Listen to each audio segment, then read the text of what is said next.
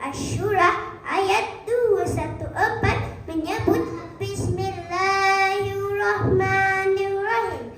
Wa anzir ashiratakal aqrabin.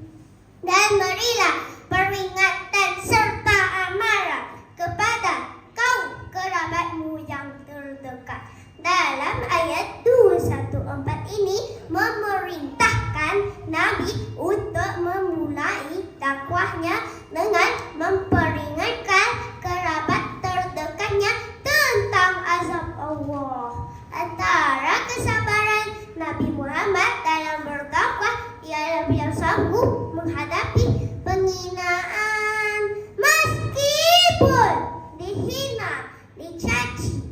Nabi Muhammad tetap bersikap lembut dan sabar, bahkan mendoakan kebaikan bagi orang yang telah menyakitinya.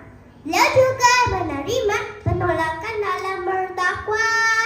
Contohnya, setelah berdakwah secara terang-terangan, Nabi Muhammad menghadapi penolakan keras dari kaum Quraisy. Mereka bahkan melemparkan kotoran kepada beliau, tetapi beliau tetap bersabar dengan berdoa kepada Allah Ta'ala. Ketika berdakwah di Mekah semakin sulit, Nabi Muhammad pergi ke Taif untuk mencari dukungan, tetapi di sana dia telah diusir dan dilempari batu. Walaupun begitu kawan-kawan, Nabi Muhammad tetap berdakwah dengan keteguhan iman di hatinya.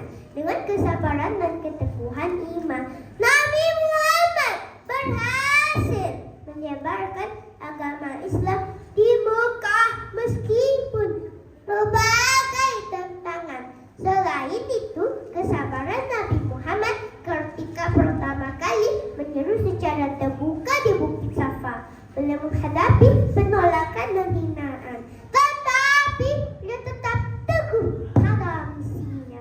Pengajaran dari kisah dakwah di Bukit Safa ini adalah kesabaran menghadapi tantangan orang sekeliling, walaupun ditentang oleh keluarganya sendiri seperti Abu Lahab. Nabi Muhammad tidak pernah berputus asa dan terus menyampaikan ajaran agama Islam dengan penuh tekad. Sedikit demi sedikit semakin ramai yang menerima ajaran agama Islam.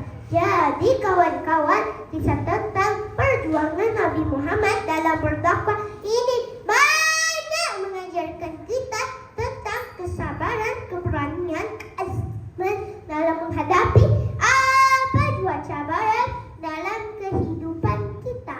Jangan terlalu cepat berputus asa dan jadikan sifat Nabi Muhammad sebagai contoh. Sekian, terima kasih. Assalamualaikum warahmatullahi wabarakatuh.